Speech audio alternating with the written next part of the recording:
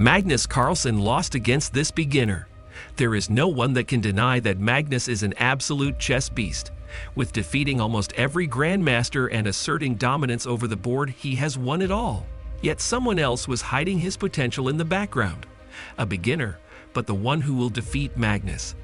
This is the unbelievable story of Magnus Carlsen, the bar game. Magnus was inside a bar, chilling and playing games with his homies in Oslo, Norway. This is when he stumbled across an amateur player who was about to challenge Carlsen's entire career.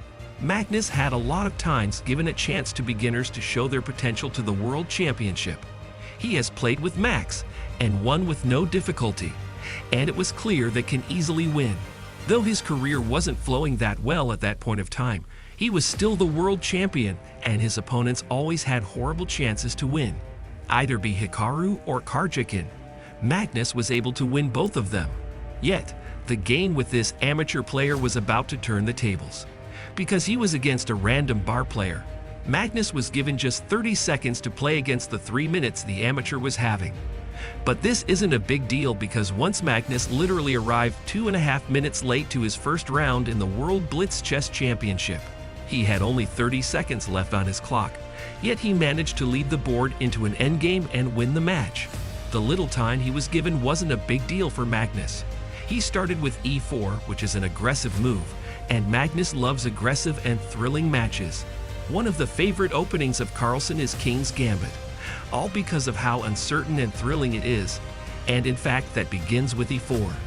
The thrill seeker had just 30 seconds on his clock, and he needed to defeat the bar player. I bet it would be a matter of 10 seconds though. The opponent replied with e5, with the game quickly turning into a standard Ruy Lopez opening. The opening is generally loved by all, from beginners to professionals, and is named after Ruy Lopez de Segura, a Spanish priest from the 16th century, who also was a chess writer and published a book in 1561. Carlsen was inspired by this opening, by the games of Bobby Fischer, and he knew what to do. Having remembered 10,000 games in just his mind, he knew how to tackle critical situations. Yet this time Magnus was leading to something he never would have imagined. The amateur player played knight e7 to connect his knights, which is a unique move, while Magnus played c3. Magnus's opponent then played a6, forcing Carlsen's bishop to back off. Magnus took back his bishop to a4. At this point, both the players were playing equally good. The bar player was a little too nervous, while Magnus was confident. The game progressed by his opponent playing h6 and Magnus playing d4, threatening an exchange at his opponent's pawn at e5. After a few moves, the opponent lost all his pawns at the center, whereas Magnus had full control of it. Though all the moves were pretty fair and considerable, the rookie still had plenty of time left on his clock, whereas Magnus's clock was ticking. The first mistake of the match was however made by the rookie himself by moving his knight to g6. This allowed Magnus to take full control of the center by knight e3. Taking control over the center is one of the most basic principles of chess, with almost all the openings designed around to increase the control of the center. Once the center is controlled, it is easy to attack anywhere on the board. Magnus had achieved the first principle of victory in a game. However, Magnus couldn't celebrate just yet because the time his clock is running.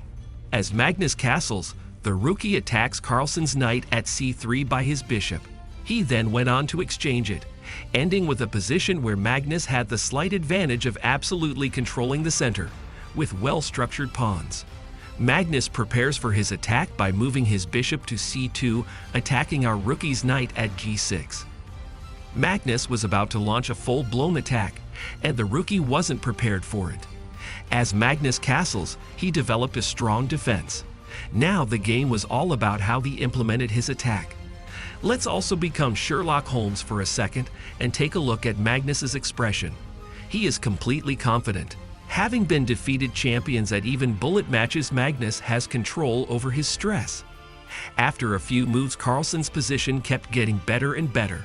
He trapped our rookie's bishop, trapped his knight, and the game was quickly falling into the hands of our master. Magnus moved his pawn to f5, finally trapping his opponent's bishop while also attacking his knight. The rookie knew he messed up, and there was no going back. Forced by the pawn, The rookie saved his knight only to be attacked on bishop once again by Magnus's pawn at a3 and then at d4. This I would consider one of the most beautiful bishop traps. It's just perfect on so many levels. If the bishop was claustrophobic, he would have died at the moment. Even after having just a few seconds on his clock, Magnus was winning. The rookie, however, takes the support of the extra time he was given, planning his next move anxiously, while Carlsen remained calm. The rookie finally decided to let go of his bishop by capturing Carlsen's pawn at g4. This now turned into a huge advantage for Magnus because he is in a complete advantage. Though his time was running, he had all the chances to win. But that's when Magnus played f6. An inaccuracy. A lot better moves were available, but f6 is a bit meh. The rookie finally makes a deadly move to queen e5, which can directly invade king's position with a checkmate. Carlsen counters it with bishop f4. This was a good defensive move. The rookie tries to find more ways to attack the king as he moves his queen to a5, still threatening the mate, or in hopes of threatening the mate as the h2 square is clearly being protected by the bishop. Magnus further attacks by moving his pawn to e7, threatening rookie's rook. That's a nice pun. The rookie guards his rook by moving it to e1. But that's not how the game was about to end, because Magnus made a blunder. At this stage, when he was about to win the entire match, making a blunder is a very unfortunate circumstance. Carlsen played his knight to f5, allowing rookie's knight to take a free pawn at e4, while also attacking Magnus's queen at 3. Blunders are a common occurrence even at the levels of master, but the next move was so bad it ended the game. Under time pressure, Magnus Carlsen once again made a very terrible move, taking rookie's bishop at g4, but ultimately losing his queen for free. Yes, Magnus blundered a queen. This ultimately broke his heart, and he stood up and resigned the match. He lost to a complete beginner by making 2 simultaneous blunders. Chess is a game of pure chance and skills, and this time the chance Magnus had to win ended with g4.